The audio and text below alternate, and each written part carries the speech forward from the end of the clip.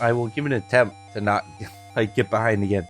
Like I just got caught up in my in like my last video for Fortnite the Apocalypse, and then it was like immediately like I think after that like 2 weeks or whatever that I didn't do a review. I will attempt to keep more caught up in the upcoming chapters, but right now we have this new set of enemies that looks like we're getting the classic style shonen battle of like they're just going to be approaching.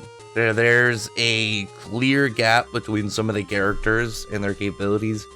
I mean, relatively only the 4, but 2 of them, were given more accommodations for their abilities, where the other 2 were obviously brushed over a little bit.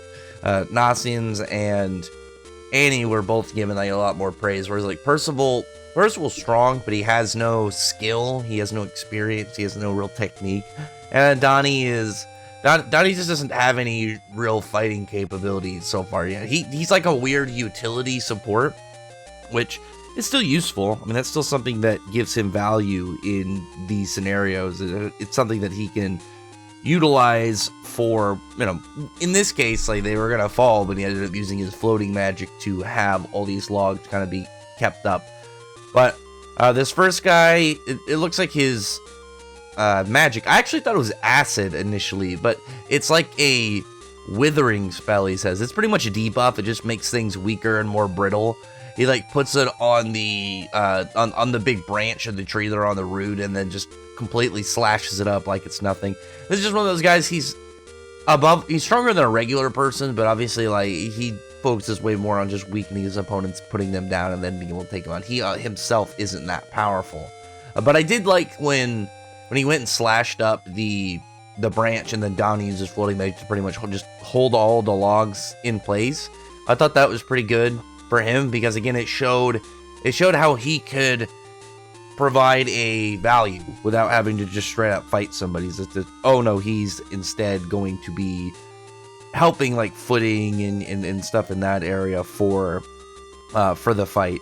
So good stuff for Donnie on that one. I'm hoping he gets a little bit more spotlight in these couple matches. If he's not going to get a fight, it looks like they're going to be team fights, then I hope that he gets more of, in like similar to this, a just general support setup where he's just helping everybody throughout it, maybe like helps with some attacks, because the dude literally just goes up and like barely punches him and does some serious damage to Donnie. And this is withered Donnie, but at the same time it's like Donnie himself isn't that durable.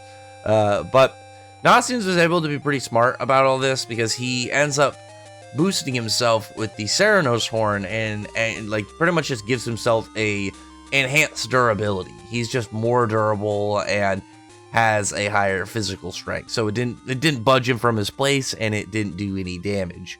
And then he just uses his abilities like normal to pretty much just overtake this guy, and then take his wither. He's like, was that missed a wither spell? And he's like, any poison he takes ends up becoming his own. So as long as you use something like that, he has the potential to counter you. That's just how his ability works. And this was the first guy to come out, just a fodder dude to, I would assume, give us a demonstration of the characters, their abilities, and let the main cast have like not an easy battle, but obviously like I would say more easy than probably what we're going to be coming up against, especially after the main boss guy looks way more intimidating, whereas the the random dude with like a weakening spell, he's probably not going to be doing too much.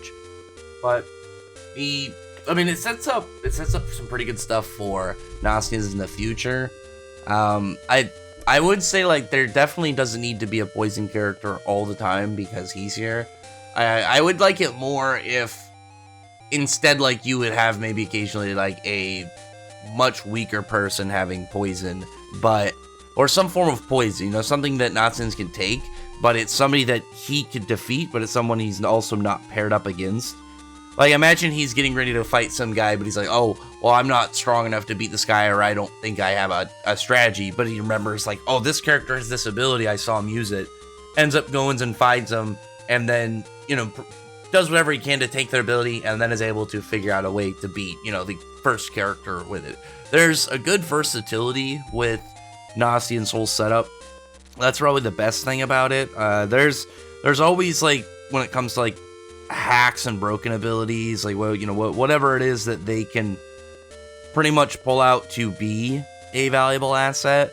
But when it comes to something like this, where it's just like it has such a strong kind of like structure to like the build of the magic, but on top of that, it's also very diverse in like what you can do and like whatever abilities it has, because of the fact that it can just spread out like this. It can just pretty much just move out in all these different directions of its abilities, and I like that. I think that's pretty cool. Again, it gives him a strong value of relatively any arc he could go in, coming out with something new or developing something new.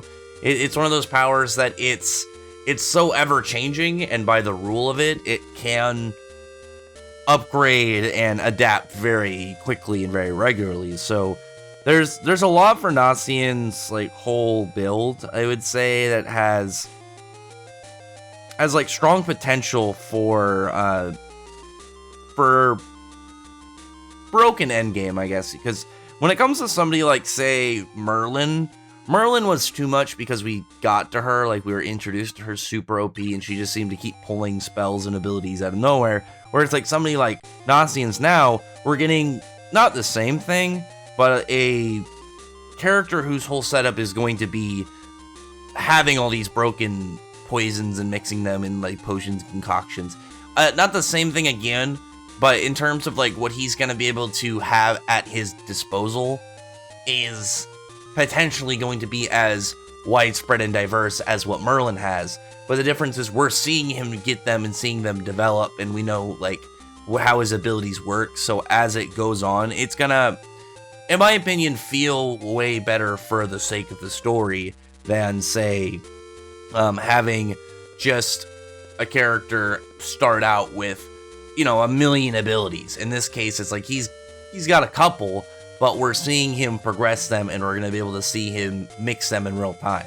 Because especially once we get to like some that are easy, like very low level, but like easy to understand at the same time kind of ability mixes. Like, oh, what if he combined this with the Belladonna one, and it just makes it so it's like, oh, it's a heavier dosage or something. It just buffs the other ones.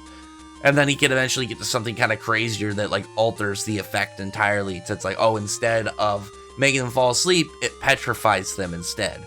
No, you could definitely have bonuses, and I think that was the big thing really in these last couple chapters to talk about, because for the most part there hasn't been anything that I really wanted to talk about, and I think that was just kind of like hindering my comeback into seeing what's going on.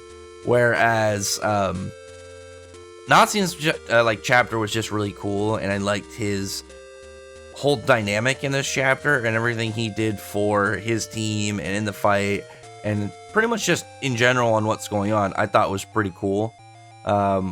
I definitely want to see what he's going to do as the series progresses, because he is, I'd say, the most interesting, at least out of the main cast. Percival's cool, but we don't have enough about Percival's backstory. His abilities aren't as overall interesting as Nacian's. He doesn't have like the battle talent yet. And I think Nacian's just has this kind of cool nature where it's like he looks good outsmarting the opponent. It looks like he's not just like, oh yeah, trick dude. It's like he's 5D chessing them. He's getting them in a checkmate. Like in this panel, it reminds me a lot of like when Toshiro would set up a technique in Bleach, where it's just this smug OP young dude who's like, you know, looks like he's like 13. It's just like, hey dipshit, look what you gave me enough time to do, and then he's gonna, you know, unleash his attack on you. I just thought that was pretty of an entertaining idea for like the comparison for him, because that is how he does in this chapter. He doesn't seem phased after he gets this off and sees like, oh well, I've pretty much completely nulled out this guy's type of magic, so now I'm just going to casually stroll through what he's got left. And I assume, because it's like, what, 4 guys, it's going to be one of those types of matches where it's going to escalate up. Maybe the next one, it'll be 2 people at once and then ending with the final boss, or we could get them each in 1v1 fashion and, you know, just be an escalation of which one's going to be harder for each step, and then eventually getting to, you know, the main boss guy before we, I would assume, get to Leonis. If this guy is supposed to be essentially a big hard boss battle, not supposed to be like, you know, some crazy story big boss battle like Ironsides, but more of like, oh, just some big wall up here, some big obstacle the cast has to overcome. I think that will be pretty hype, but at the same time, I would assume if we're gonna get to that, we have to get to Leonis after that. That is the one thing. It's really weird because it's like it's expanding on stuff for the story, but at the same time, it's like I want to just get to Leonis. It's been such a long period of time going from point A to point B. It's sort of those things where it's like, obviously in real time, it would take a while, but seeing it in a series where it's like, they've gotten onto so many side missions as they've progressed over here that it's just like, it gives that same feel of long time, but at the same time, it's just like, holy shit, what's next? Are they going to get through this forest, these guys, and something else appears? I mean, it's not like it would ruin the series, but it's just like, damn, it's just going to be a string of tiny adventures before they get to the big one. I would like to get to Leonis, find out stuff like in the story and the lore, you know, see setup, and then some events there before getting into some side adventure stuff. Like I would like to see some big plot points. Maybe meet one of the other 4 knights, see Meliodas or Bon or King, relatively any of the older characters, you know, just see how they're, you know, see how they're doing, what they've been up to, get some information on like Arthur, just some general exposition on story kind of setup right now. But outside of that, this is a solid chapter. I like this one. I thought Nazianz was pretty cool, as he said, and I definitely look forward to seeing his character do more activities as time goes on, and just in general move about and gain more things, progress. And then, I mean, I'm hyped for Donnie too, but Donnie, I'm guessing, is going to be the slowest out of all of them. Anyway, other than that, comment below, thumbs up the video with a like button, subscribe, and check out my other videos. But in that, appreciate you already subscribed, and I thank you all for listening.